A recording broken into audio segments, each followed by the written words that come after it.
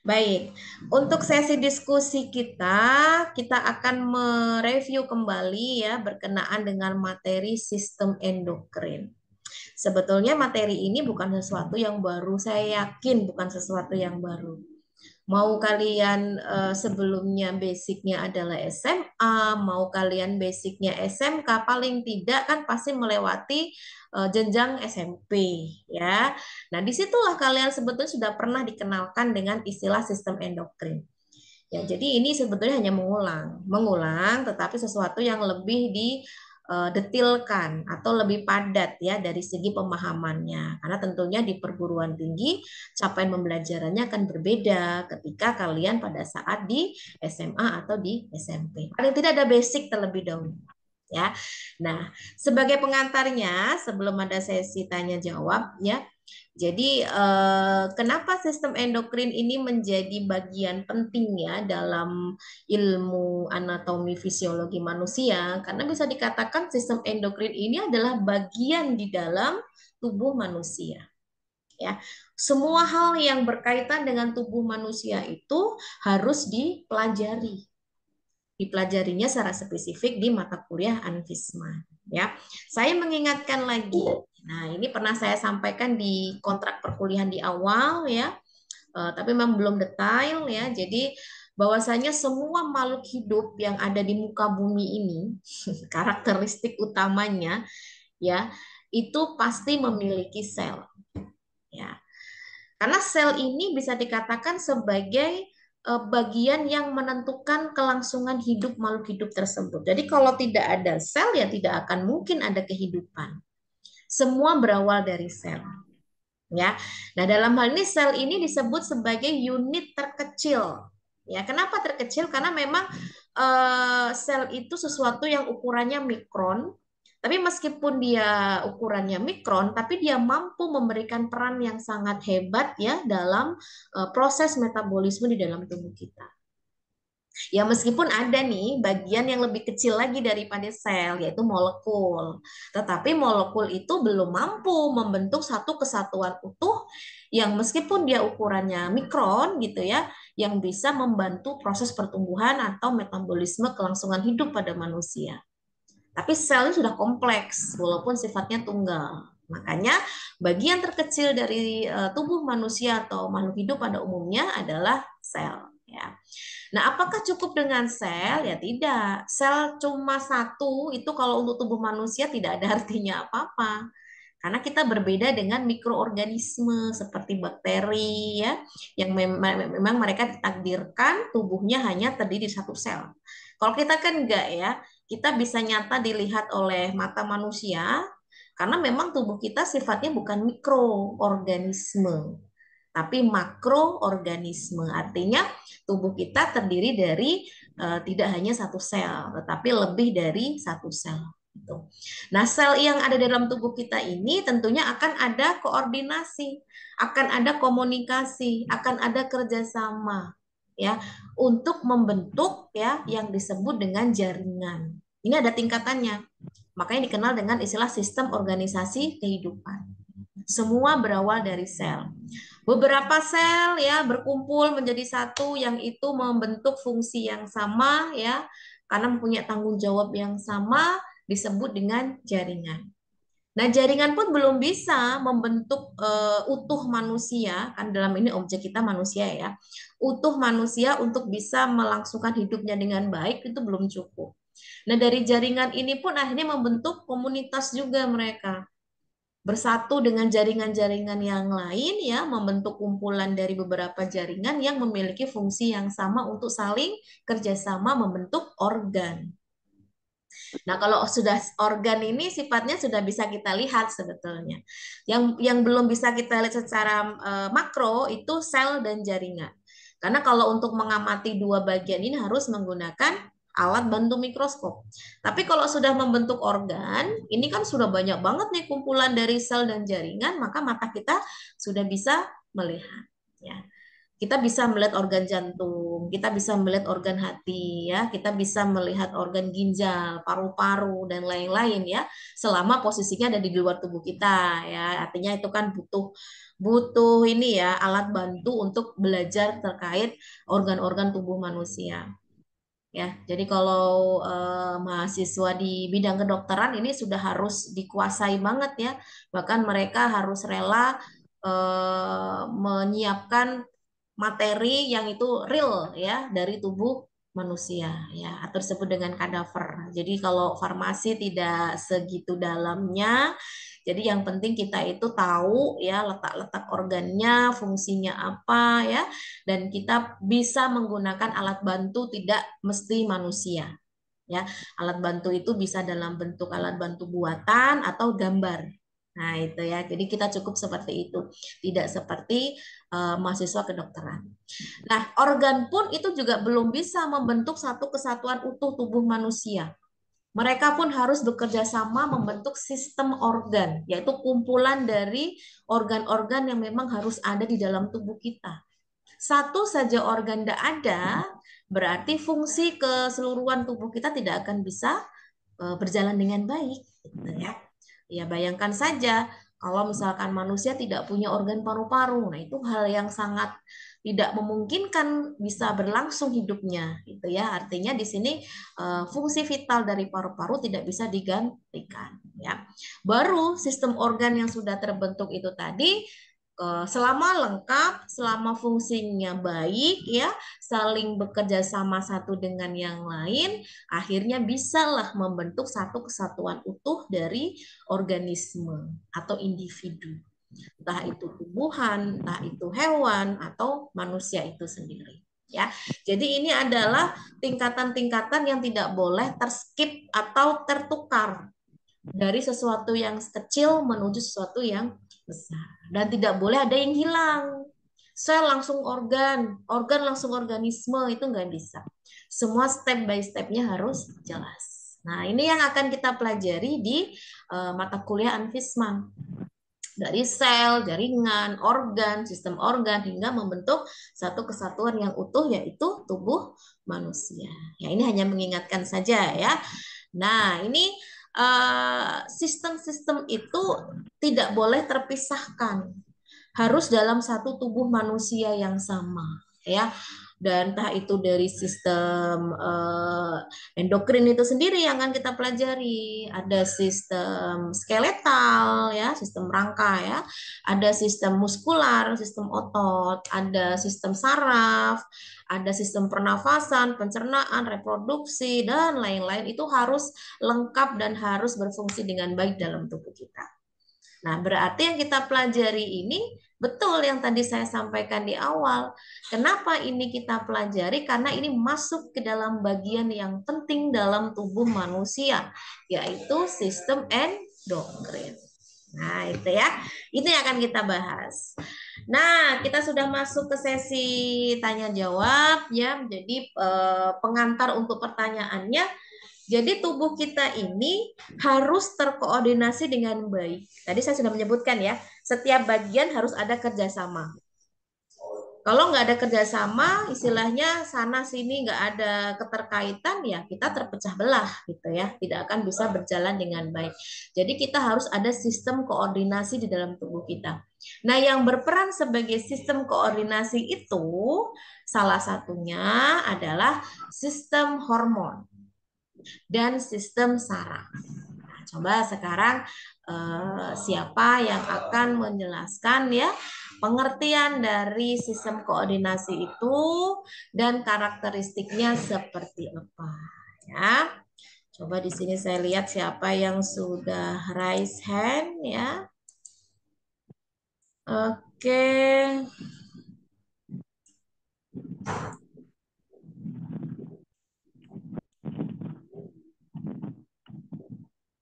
Sudah ada Nur Sifah ya.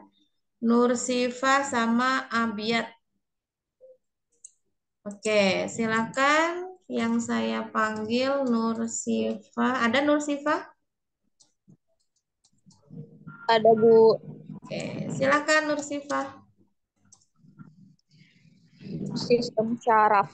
Satu, informasi yang disampaikan oleh potensial aksi atau impuls. Dua, media sel saraf itu sendiri. Tiga, target Target berupa otot atau kelenjar, bekerjanya cepat, dan reseptor hanya pada membran sel. Kalau sistem endokrin itu informasi yang disampaikan itu oleh hormon.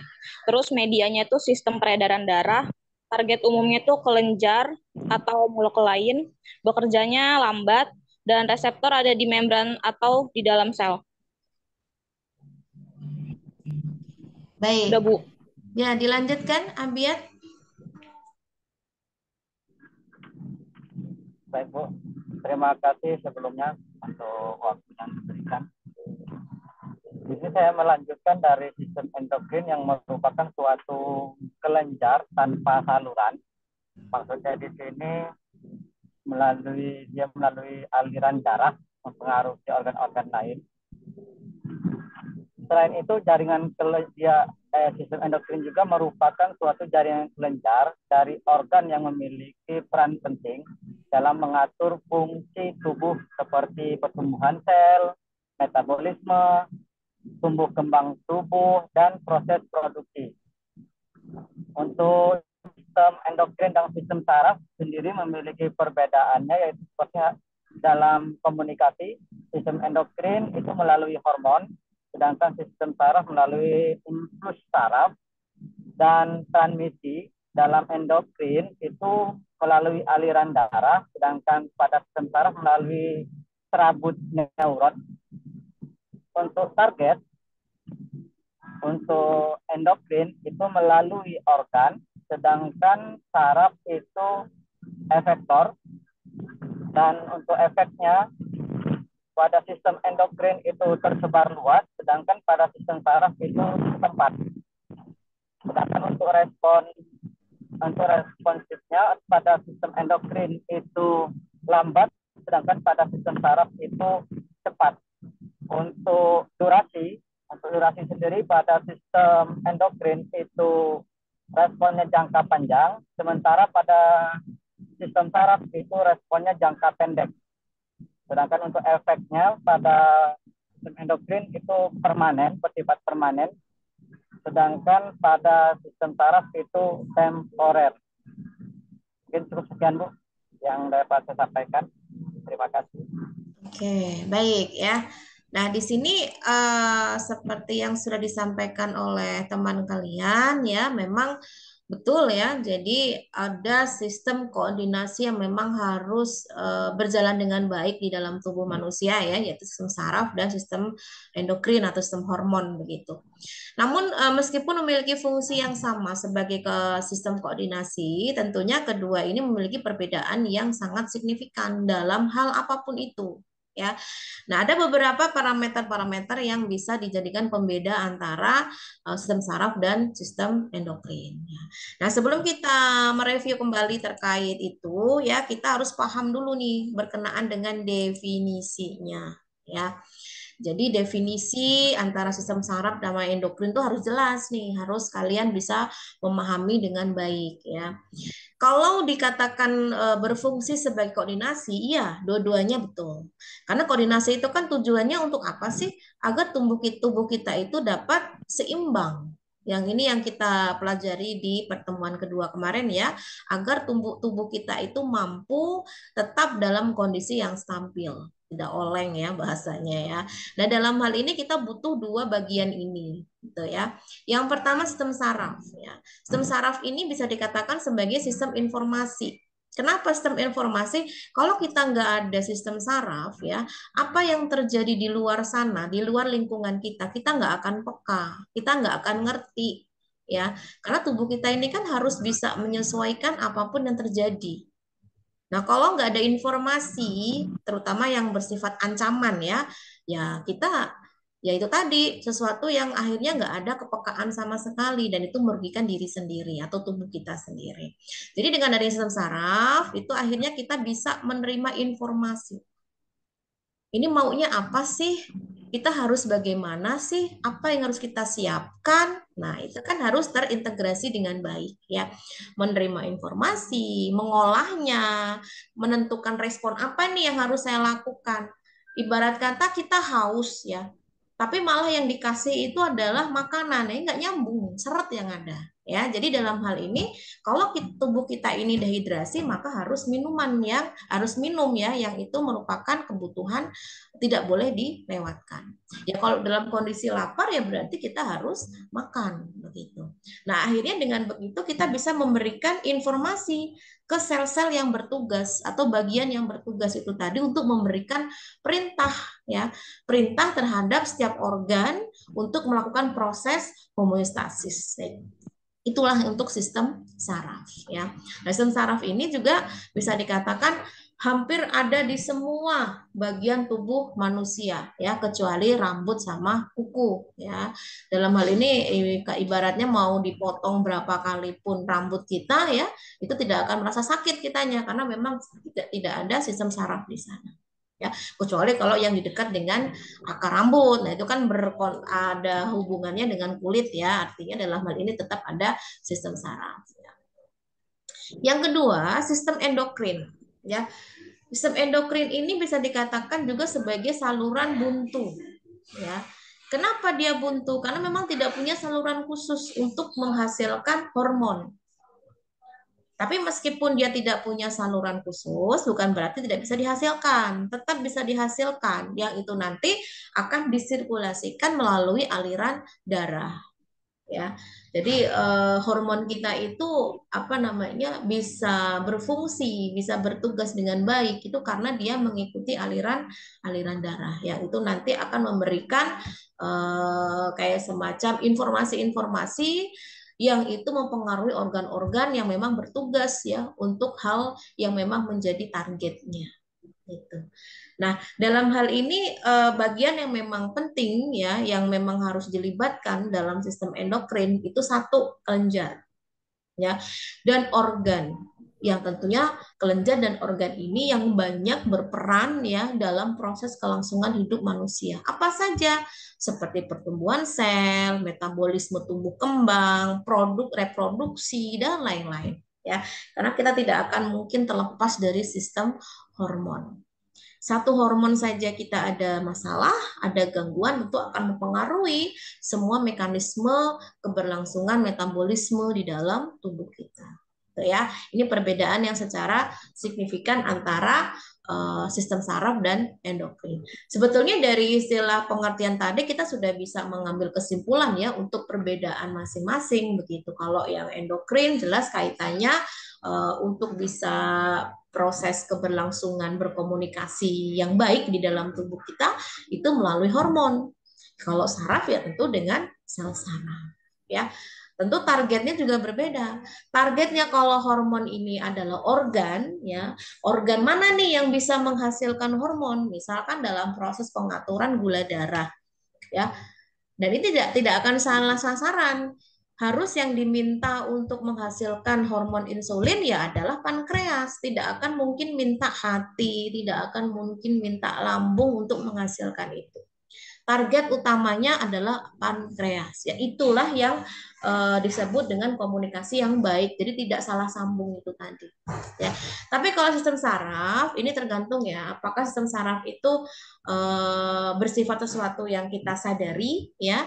Artinya pergerakan itu kita sadari gitu ya, yang itu melibatkan otot atau sesuatu yang tidak kita sadari, biasanya itu melalui kelenjar. Ya, kalau otot itu biasanya berupa pergerakan ya, artinya bisa dikatakan itu wujud dari apa yang sudah diperintahkan oleh sistem saraf ya, agar kita melakukan sesuatu.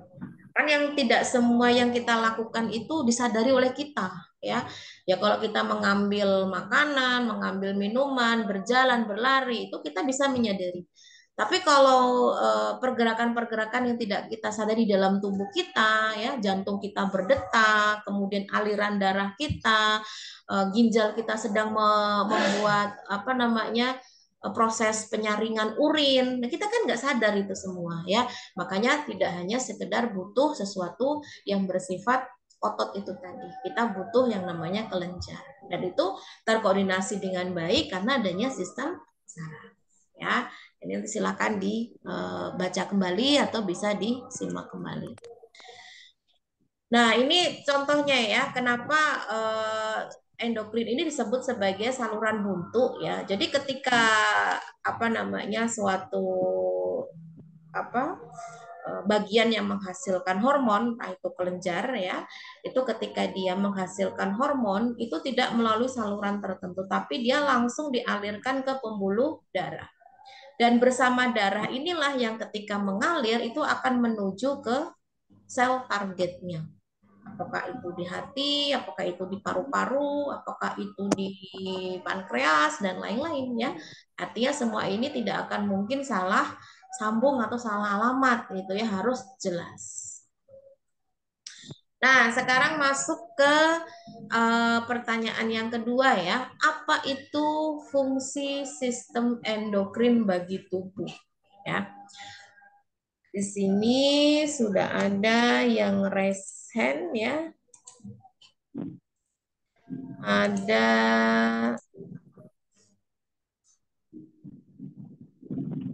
Dwi Sekar Ayu. Silakan Dwi Sekar. Ya, Bu, izin menjawab ya, Bu ya. Fungsi sistem endokrin adalah mengatur pelepasan hormon, Bu, seperti metabolisme, tumbuh kembang, fungsi dan reproduksi seksual, tekanan darah, nafsu makan, siklus tidur. Sistem endokrin mempunyai fungsi yang berbeda-beda tergantung kelenjar mana yang menghasilkan hormon tersebut.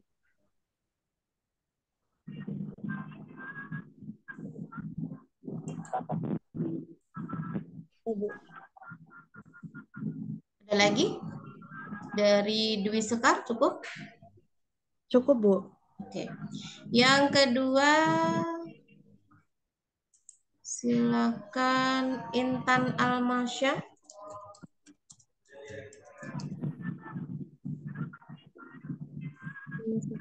Intan Almasya ada? Ada, Bu. Kalau tidak ada, saya skip. Hadir, Bu. Oke, silakan kalau mau menjawab.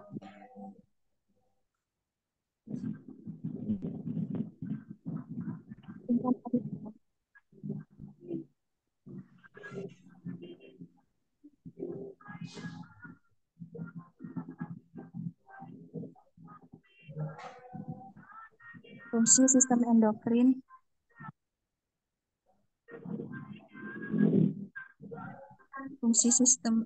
yaitu untuk mengontrol pertumbuhan, mengatur metabolisme, mengatur keseimbangan cairan, mengontrol fungsi reproduksi, dan mengatur mood dan emosi. Cukup, Bu.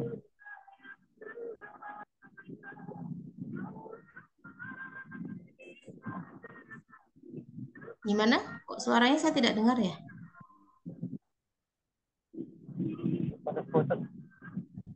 Kurang keras, Bu, itu suaranya tadi.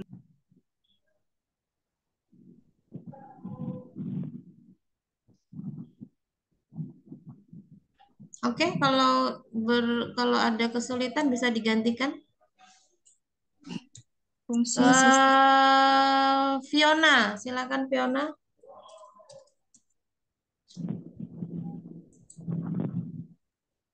Iya, Bu.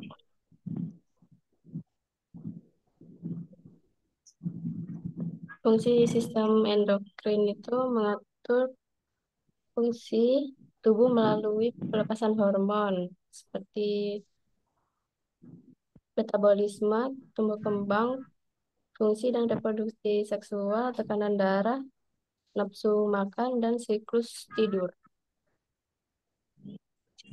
Oke, ya. Sebetulnya fungsi endokrin itu sudah dijelaskan tadi ya di awal ya. Artinya dalam hal ini bisa dikatakan apa yang dijawab tadi itu sifatnya umum. Kalau spesifiknya ya tergantung jenis sekresinya atau jenis hormonnya, karena tentu setiap hormon memiliki fungsi yang berbeda. Tapi pada umumnya memang sistem endokrin inilah yang akhirnya membuat tubuh kita itu dapat menjalankan fungsi dengan baik ya, yang memang dalam hal ini kaitannya dengan memproduksi hormon. Entah itu hormon untuk metabolisme, hormon untuk pertumbuhan, untuk reproduksi, ya, bahkan mengatur tentang bagaimana sirkulasi darah dalam tubuh kita, itu pun juga ada yang mengatur gitu ya. Bahkan bagaimana tubuh kita untuk mengolah makanan yang masuk dalam tubuh kita, itu pun juga butuh yang namanya hormon. Siklus tidur pun juga diatur oleh hormon. Artinya kita tidak ada artinya apa-apa kalau tidak ada peran dari hormon. Ya, jadi materi terkait sistem endokrin ini memang tidak bisa disampaikan hanya dengan 1 pekan ya. Makanya ada 2 pekan karena memang jenis hormon dalam tubuh kita nggak cuma 1 2, banyak banget ya. Belum kita ngomongin hormonnya, cukup dengan kelenjarnya saja yang menghasilkan itu juga sudah banyak ya. Apa saja yang menghasilkan ya. Nah, dalam hal ini kita tahu bahwa di dalam tubuh kita ini kan punya yang namanya kelenjar-kelenjar yang bisa menghasilkan hormon dari atas sampai bawah ya. Di sini ada hipotalamus, ada pineal, ada hipofisis, ya, ada tiroid, ada paratiroid, timus, ya, adrenal, ada pankreas, ya. Ini ovarium kalau pada wanita, ya, testis kalau pada pria. Ini semua bisa menghasilkan hormon. Apakah hormon dihasilkan cuma 1? Ya enggak. Ya, 1 kelenjar itu bisa beberapa macam hormon yang dihasilkan. Nah, dalam hal ini bagaimana tubuh kita bisa mengendalikan itu semua, sedangkan kita tidak menyadari. Nah, itulah luar biasanya sistem koordinasi dalam tubuh kita. Kapan kondisinya naik, kapan kondisi turun, itu harus cepat. Seperti yang sudah saya sampaikan di pertemuan yang kedua ya, bagaimana pengaturan suhu tubuh dalam tubuh kita itu kan harus dalam kondisi yang seimbang, itu kan homeostasis ya. Bagaimana pengaturan gula darah dalam tubuh kita itu nggak boleh yang namanya berlebihan, tidak boleh yang namanya kekurangan, harus dalam kondisi yang seimbang atau stabil. Tubuh kita harus tahu kondisi seperti itu, makanya butuh yang namanya sistem koordinasi gitu ya, untuk memberikan info-info di dalam tubuh kita, siapa nih, apa nih yang mau dikeluarin, insulin atau glukagon, semua tergantung dari kondisi tubuh kita, ketersediaan gula darahnya bagaimana, normal atau tidak. Nah, itu yang menjadi catatan penting gitu ya. Baik, yang pertama itu ada kelenjar hipofisis ya. Hipofisis atau bahasa kata istilah lainnya adalah pituitary atau istilah lainnya adalah master of glands. Nah, kalau hipofisis ini memang ada 3 bagian utama ya. Ada hipofisis yang sifatnya anterior, ada yang sifatnya posterior. Itu semua menghasilkan hormon yang berbeda-beda. Dan yang tengah-tengah ada yang namanya medula ya, bagian tengah gitu ya. Jadi apa istilahnya kalau bagian kanan sama kiri, nah itu tengahnya itu ada bagian juga yang itu pun juga menghasilkan hormon seperti itu. Nah, yang pertama ini adalah hipofisis anterior. Ini sebagai pengantarnya dulu ya. Jadi hipofisis anterior itu semua jenis hormon yang dihasilkan lobus anterior. Jadi lobus hipofisis bagian anterior ya. Yang ini fungsinya itu lebih diprioritaskan atau didominasi untuk mengatur pertumbuhan tubuh manusia ya, reproduksi dan bahkan masalah yang berkenaan dengan stres ya. Ini semua dikendalikan oleh hipofisis anterior. Nah, yang pertama ini adalah jenis hormon STH. Apa itu STH? STH ini atau kepanjangannya adalah somatotroph hormon. Nah, somatotroph hormon ini apa? Nah, ini silakan siapa yang akan menjawab ya, dari pengertiannya, fungsinya, lalu bagaimana sih mekanisme kerjanya di dalam tubuh manusia. Oke, silakan siapa yang akan menjawab pertanyaan tersebut ya. Bu Kiki, maaf. Hmm, Izin Tiara Ardilia Putri sudah masuk, Bu. gimana? Tiara Ardilia Putri hadir, Bu. Oke. Ya, terima kasih, Bu. Silakan siapa yang akan menjawab di sini yang sudah raise hand ada Nur Laili. Silakan Nur Laili.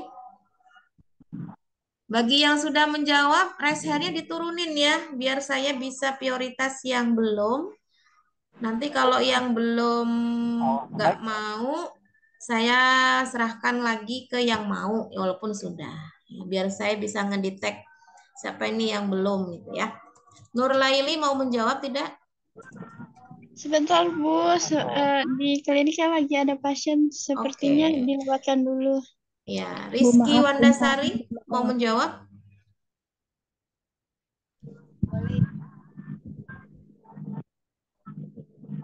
Ananda, kalau nggak mau menjawab, turunin ya raise hand-nya ya. Bu, maaf, Intan tadi belum menjawab. Rizky mau menjawab? Wah, Ananda Setiawati mau menjawab? Baik, Bu. Baik, Bu. Ya, silakan.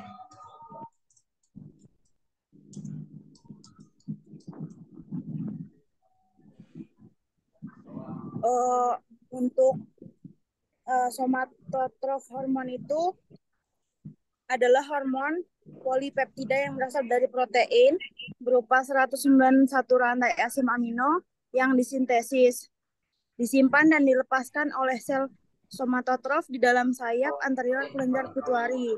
Fungsinya yaitu menunjang proses pertumbuhan dan metabolisme. Hormon somatotropin berperan dalam merangsang pertumbuhan tulang dan tulang rawan, Bu. Terutama selama periode pertumbuhan yang cepat selama masa kanak-kanak.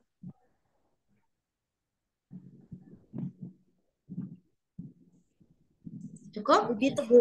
Cukup, Bu. Oke. Yang kedua, siapa yang mau menjawab? Sefira mau menjawab? Mau, Bu. Oke, silakan Sefira. Somatron itu dikenal juga sebagai hormon pertumbuhan atau GH, yaitu hormon polipeptida yang berasal dari protein berupa 191 rantai asam amino yang disintesis dan disimpan dilepaskan oleh sel somatotrop di dalam sayap anterior kelenjar pituitari. Nah, fungsinya itu untuk memacu pertumbuhan terutama pada peristiwa osifikasi pada cokravise atau mengatur metabolisme lipid dan karbohidrat. Habis itu kalau mekanisme kerjanya itu organ yang terdiri dari saraf yang saling terhubung dan esensial untuk persepsi sensoris dan pengaturan aktivitas tubuh, Bu. Sudah, Bu. Oke, baik. Ya, kita coba mereview kembali ya dari yang sudah dijawab. Jadi memang betul ya, STH atau somatrof hormon itu yang membantu tubuh kita dalam proses pertumbuhan. Jadi pertumbuhan kita itu dinyatakan normal nggak normal itu ditentukan oleh hormon ini nih, ya. Karena tentunya dalam hal ini pengaturan itu berkenaan dengan proses bagaimana hormon tersebut mengatur dalam metabolisme protein dan lemak dalam tubuh kita. Jadi memang tidak ada satupun kegiatan dalam tubuh kita yang tidak melibatkan hormon ya, walaupun tidak secara langsung sekalipun, tetap harus ada keterlibatan dari hormon. Nah, yang penting juga hormon ini juga berkaitan langsung dengan proses osifikasi pada tulang. Ya, osifikasi pembentukan tulang dalam tubuh kita karena tulang ini bisa dikatakan sebagai pembentuk tubuh. Jadi tubuh kita ini sebenarnya ngikutin dari bentuk tulang kita ya. Jadi rangkanya itu harus mantap gitu ya kalau memang kondisinya tidak normal. Apalagi yang kalau dulu-dulu mungkin masih banyak hal yang miss ya berkenaan dengan edukasi agar anak itu tidak mengalami lambat pertumbuhan dan sebagainya macam. Selama itu tidak ada kelainan hormon, berarti kan sebetulnya bukan sesuatu yang tidak mungkin anak itu bisa tumbuh normal ya. Artinya mungkin dari asupan makanan ya, asupan yang lain-lain yang memang bisa dirasa itu kurang. Tapi kalau memang ada kelainan hormon, nah baru ini memang harus ada upaya-upaya tertentu. Dan ini kaitannya dengan medis ya. Artinya harus melibatkan tim medis, bukan lagi hal yang berkenaan dengan yang penting kita kasih asupan. Ya, kalau kita kasih asupan tapi hormonnya mengalami gangguan ya tetap hal yang sulit ya untuk kita stabilkan gitu. Nah, dalam hal ini kita yang perlu tahu bahwasanya tubuh kita ini sudah bisa mengetahui kapan tubuh kita butuh energi, kapan tidak ya.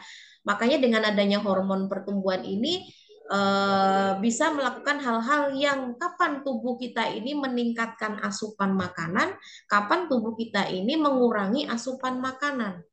Ngerti banget nih tubuh kita ya, kadang kitanya yang nggak ngerti dengan tubuh kita sendiri, terlalu egois gitu ya, udah tahu lapar nggak makan, udah tahu kenyang makan terus. Nah ini kan akhirnya membuat tubuh kita ini semakin lelah menghadapi diri kita yang terlalu egois ya, padahal tubuh kita ini sudah begitu ngertinya kapan nih tubuh kita ini saatnya membutuhkan energi, kapan tidak. Nah makanya dengan adanya hormon pertumbuhan ini itu kita bisa mengendalikan itu semua ya. Jadi ada istilah yang namanya GHRH ya. GHRH itu growth hormone releasing hormone ya. Saya tidak memaksa kalian untuk menghafal nama-nama hormon panjangnya, dengan kalian menyebut clue-nya aja itu dosa yang nggak benar ya. GHRH. Nah, GHRH ini di dalam tubuh kita fungsinya untuk apa? Untuk menstimulasi pelepasan hormon pertumbuhan. Jadi kalau nggak ada GHRH ini, wassalam. Artinya tubuh kita akan sulit mendapatkan sekresi dari somatotrop itu tadi. Nah, selain hormon GHRH ini yang akhirnya memicu hormon somatotrop itu, bukan berarti terus yang dilepas ya, pasti ada yang menghambat. Ya, penghambatan ini tergantung dari kondisi tubuh kita, lagi butuh energi atau tidak gitu ya. Ada GHIH ya, growth hormone inhibitor. Inhibitor kan penghambat ya. Hormon, berarti hormon ini menghambat pelepasan hormon somatotrof ya.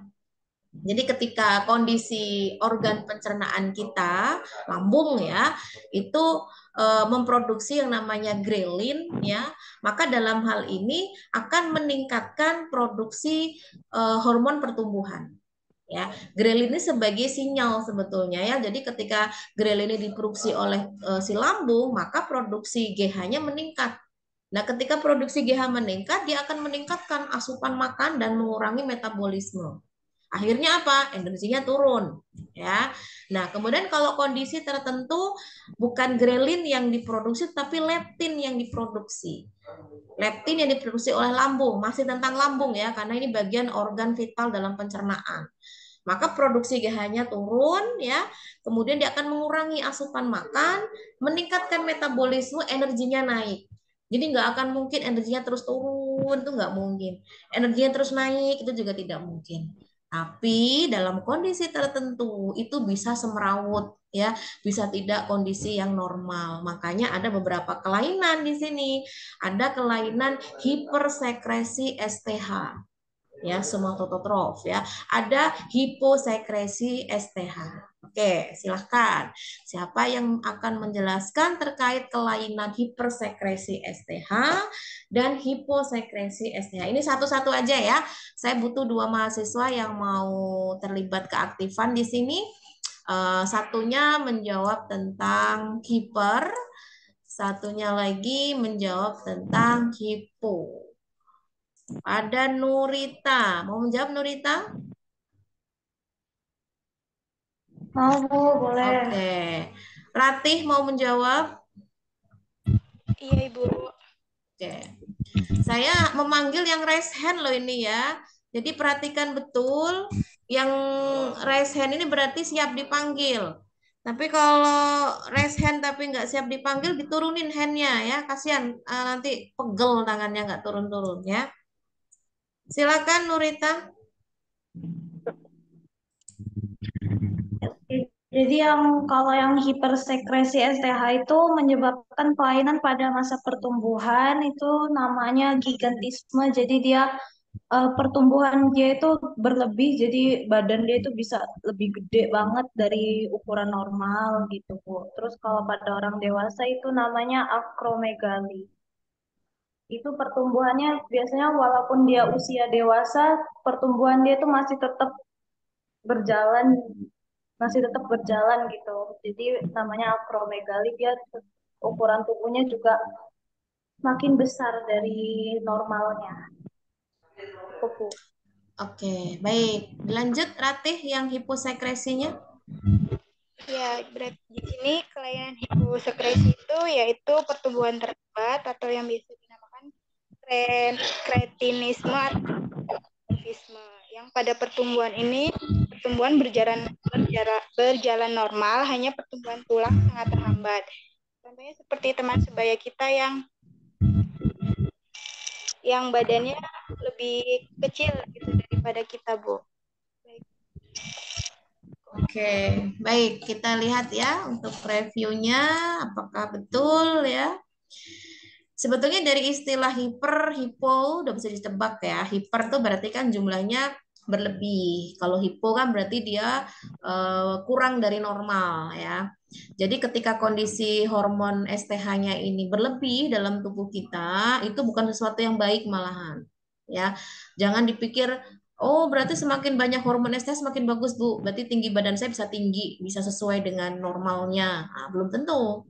Karena dalam hal ini justru malah bisa dikatakan abnormal, ya. Karena ketika terjadi berlebihnya hormon tersebut, ya, kalau itu terjadi pada usia pertumbuhan, ya, usia pertumbuhan itu artinya usia di mana tubuh kita masih bisa untuk bertambah ya dalam proses pertumbuhannya itu antara usia 0 sampai 17 tahun. Ya, ini kalau terjadi pada masa pertumbuhan itu akan menyebabkan pertumbuhan yang tidak terkendali. Ya, jadi kalau dibandingin dengan manusia atau orang pada normalnya tuh jauh banget ya. Nah, ini disebut dengan gigantisme. Ya. Nah, kalau pada yang terjadinya pada dewasa ya. Jadi pada dewasa itu artinya pertumbuhan di awal itu masih menunjukkan yang normal. Tapi pada usia yang bisa dikatakan di atas 25 tahun baru dia menunjukkan pertumbuhan yang pesat. Ya. Ini istilahnya disebut sebagai akromegali. Ya, tapi tidak semua di bagian tubuhnya yang mengalami pertumbuhan yang pesat itu tadi biasanya hanya di bagian-bagian tertentu ya, misalkan pertumbuhan jarinya itu bisa lebih besar dibandingkan dengan yang normal ya, dan lain-lainnya. Ini harus ada perbedaan ya, walaupun hipersekresi sama-sama kelebihan STH, tapi dilihat dulu terjadinya pada usia kapan, apakah usia pertumbuhan atau usia dewasa. Nah, kenapa ketika tubuh kita ini berlebih STH itu ketika tingginya atau besarnya itu melebihi normal justru malah nggak baik ya? Karena tentunya dalam hal ini ada risiko yang bisa ditimbulkan ya. Masa tulang kita atau masa tulang manusia tersebut tentunya tidak akan mudah untuk menopang tingginya tubuh manusia yang lebih dari normal ya. Akhirnya apa? Membuat seseorang itu akan kesulitan berjalan ya, kemudian kesulitan untuk menopang tubuh, akhirnya malah lumpuh, nah sebagai macam itu ya. Jadi bukan berarti justru malah semakin bagus ya, artinya dalam hal ini kalau misalkan masih dalam kategori normal ya itu masih oke. Tapi kalau dalam kategori yang dikatakan sudah abnormal artinya akan ada gangguan pada tulang sebagai penopangnya, nggak kuat dia ya menopang itu semua. Nah, kemudian yang kedua, hipo. Hipo kan berarti rendah ya. Nah, ini ketika terjadi pada manusia ya, yang itu akhirnya bisa menyebabkan pertumbuhannya terhambat, dan itu disebut dengan istilah kretinisme atau dwarfisme ya. Jadi pada pertumbuhan ini sebetulnya semua hal normal, ya, dia masih bisa melakukan kegiatan seperti sehari-hari. Bahkan secara organ-organ yang lain berfungsi dengan baik, entah itu laki-laki atau perempuan. Ya, tapi hanya saja pertumbuhan tulangnya terhambat.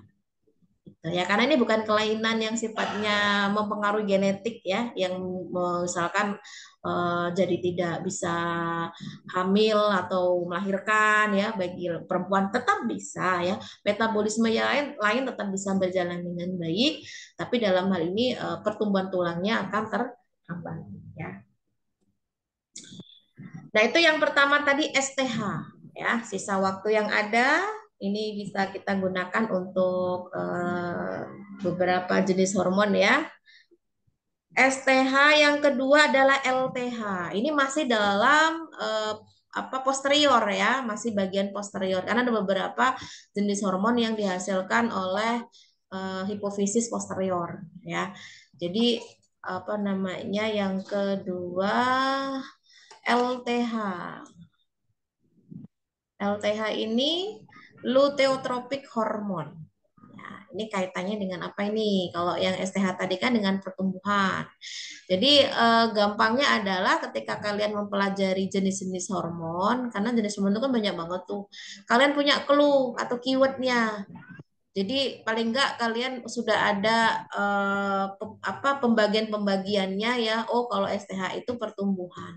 Oh kalau ini. Oh aja udah ada clue-cluenya seperti itu. Paling enggak kalian paham kalau hormon tersebut fungsinya terkait dengan apa.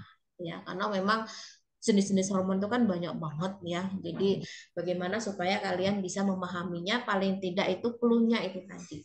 Ya.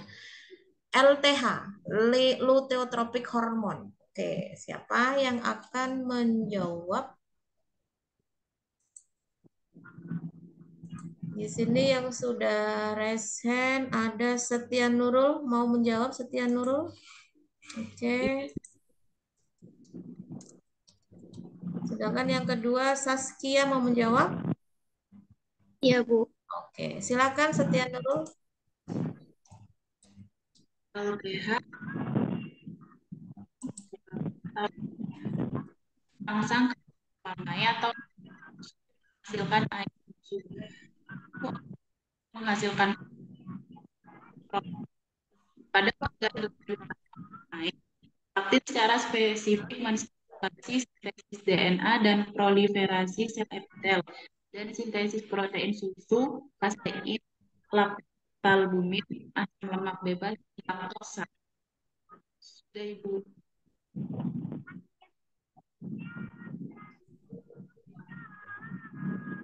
Oke, lanjut Saskia. LTH itu kan luteotropik hormon prolaktin atau laktogenetik. Nah, itu berfungsi untuk merangsang kelenjar susu untuk menghasilkan ASI dan memacu ovarium untuk menghasilkan hormon estrogen dan progesteron. Itu mekanisme kerjanya itu melalui hisapan bayi sehingga merangsang hormon prolaktin.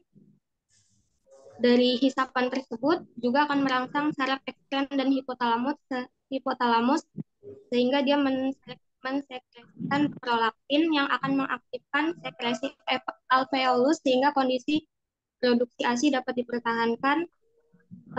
Dan di saat yang sama juga hipofisis posterior akan mensekresikan oksitosin yang berperan dalam penyemprotan ASI melalui ductus dengan merangsang kontraksi sel mioepitel.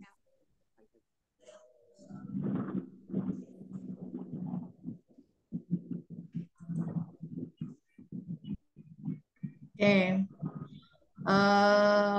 LTH ya atau luteotropik hormon itu memang kaitannya dengan produksi ASI. Ya, ini sudah dibahas di materi yang kedua ya terkait pengaturan bagaimana seorang ibu yang menyusui begitu. Kan ada feedback positif, ada feedback negatif. Ini mengingatkan lagi ya. Kalau feedback negatif itu artinya ketika ada yang kurang maka akan ada yang dilebihkan. Tapi kalau untuk feedback positif ya itu semakin dilebihkan semakin banyak juga yang dihasilkan ya. Ini kaitannya dengan produksi ASI itu tadi. Di mana seorang ibu harus bisa mengeluarkan ASI ketika bayi itu sudah lahir. Nah, dalam hal ini sudah menjadi hal yang normal ya, sudah hal yang alami seharusnya. Selama tidak ada kelainan-kelainan yang menghambat proses pengeluaran ASI tersebut ya. Makanya dalam hal ini kita butuh yang namanya pemicu gitu ya. Apa sih yang dapat memicu ASI itu dapat dikeluarkan secara baik? Bagaimana kita memicu prolaktin itu? Ya, prolaktin ini memang lebih mudah untuk disekresikan itu pada malam hari. Ya, sebetulnya sudah cocok banget nih. Bayi itu kan banyak membutuhkan asupan itu ketika malam hari. Kemudian ibu juga kondisi hormonnya itu lebih mudah dikeluarkan pada malam hari. Ya bukan berarti di siang hari jadi nggak keluar, enggak. Tetap, tapi memang lebih dominannya adalah di malam hari. ya. Nah, kemudian LTH ini berfungsi untuk apa ya? Dia untuk merangsang kelenjar mame ya, untuk menghasilkan ASI. Dan tentunya bukan berarti tidak melibatkan hormon yang lain. Makanya dalam hal ini tuh bukan berarti hormon tuh punya fungsi yang terkotak-kotak ya. Fungsinya memang beda-beda, tapi dalam satu sisi tertentu itu bisa saling memberikan pengaruh satu dengan yang lain. Nah, LTH ini tidak bisa dia berfungsi secara sendiri. Nah, tentunya dalam hal ini harus ada peran hormon lain, yaitu hormon apa? Hormon estrogen dan progesteron. Nah, ini kan kaitan dengan proses reproduksi ya. Nah, dalam hal ini tentunya kita bisa tahu apa-apa saja yang terlibat dalam proses hormon prolaktin itu untuk bisa disekresikan ya. Jadi ini sudah dijelaskan ya di pertemuan yang kedua kemarin bahwasanya ketika kita atau seorang ibu hendak menyusui begitu ya, memberikan ASI, itu pastikan bayi itu harus aktif ya dalam menghisap ya. Karena ini menjadi rangsangan yang memang harus dilakukan agar proses itu dapat berjalan dengan baik ya. Karena dengan hisapan bayi itu tadi akhirnya akan merangsang si prolaktin untuk diproduksi itu. Nah, dalam hal ini dikendalikan oleh neurohipotalamus dopaminergic ya melalui sistem partel ya menuju lobus anterior hipofisis ya. Keywordnya di sini nih ya, merangsang prolaktin. Nah, dalam hal ini kita tidak boleh mengeluarkan hormon katekolamin dan dopamin. Kenapa? Karena hormon ini hanya akan muncul ketika kondisi stres, ya, kondisi lelah, kondisi memang tidak bisa bahagia gitu ya bahasanya ya. Jadi dalam hal ini bisa mampu untuk menghambat sekresi prolaktin. Ya. Nah tentunya dalam hal ini ketika menghambat ya berarti ASI tidak bisa keluar dengan baik gitu ya. Nah dengan begitu stres yang ditimbulkan itu akan menyebabkan apa? Ada penyempitan duktus. Duktus itu adalah saluran-saluran yang nantinya untuk si ASI itu keluar ya. Dan akhirnya akan menghambat ya proses keluarnya ASI sehingga ASI-nya akan lebih sedikit ya. Nah, dengan adanya isapan bayi yang rutin itu tadi, itu akan menjadi rangsangan yang akhirnya pembentukan ASI itu dapat berjalan dengan baik ya karena kita melibatkan adanya saraf eferen di sana. Di mana dengan adanya aktivitas tersebut, hipotalamus ini nih ya, hipotalamus kita ini itu akan mensekresikan yang namanya PRRP. Di mana PRRP inilah yang nantinya akan merangsang hipofisis mensekresikan prolaktin. Aman. Ketika prolaktin sudah berhasil dikeluarkan, nah otomatis dia akan mengaktifkan sekresi pada alveolus di dalam payudara ibu yang memang saatnya mengeluarkan ASI. Nah, dalam hal ini kan ada pengaruh antara satu dengan yang lain. Oke, mungkin itu dulu ya yang dapat kita diskusikan atau tanya jawab karena waktunya sudah habis. Persiapan untuk sholat ya, jadi agar tidak terganggu dalam beribadahnya. Jadi dalam hal ini saya cukupkan. Untuk sisanya insya Allah akan dilanjutkan pada saat sesi Zoom berikutnya di pekan yang keempat ya. Dipersiapkan lagi bagi yang belum menyimak video silahkan dilanjutkan lagi ya. Karena kita masih membahas tentang sistem endokrin. Dan bagi yang memang belum pernah tercantum namanya sekalipun silahkan memberikan apa ya kontribusinya, keaktifannya ya sehingga bisa tercatat gitu ya. Jangan sampai tidak sama sekali dalam satu sesi semester perkuliahan ya. Karena tentunya dalam hal ini sangat berpengaruh besar dengan nilai akhirnya. Oleh karena itu silakan ini menjadi motivasi tersendiri agar saya harus bisa terlibat aktif ya walaupun cuma sekali. Nah, kalau misalkan cuma sekali kan yang penting tiketnya udah dapet.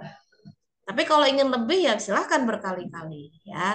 Oke, mungkin itu yang dapat saya sampaikan. Mari kita tutup dan membaca hamdalah bersama-sama. Alhamdulillah. Baik, terima kasih. Selamat siang. Oke, nanti sebentar. Saya tadi belum menyebut yang ini ya, yang tadi sudah dinyatakan hadir. Oke, tadi yang di saya alfa itu siapa tadi ya? Reza ada? Ada, Bu. Oke. Kemudian Tiara ada ya? Ada, Bu.